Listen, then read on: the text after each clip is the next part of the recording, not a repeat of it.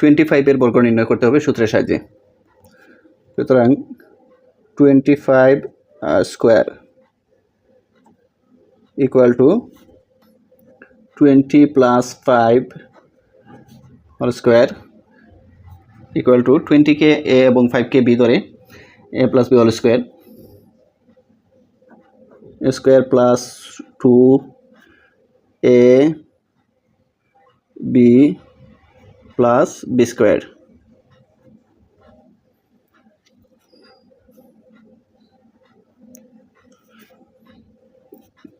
Square equal to 400 আর এটাকে যখন আমরা গুণ করব 20 ইন্টু 2 ইন্টু 5 তাহলে হবে 200 প্লাস 5 এর বর্গ হচ্ছে 25। এখন আমরা যদি সবগুলো সংখ্যাকে যোগ করি তাহলে ফলাফল আসতেছে এই হচ্ছে 400 প্লাস 200 প্লাস 25 অর্থাৎ 625 এটা আসতেছে রেজাল্ট।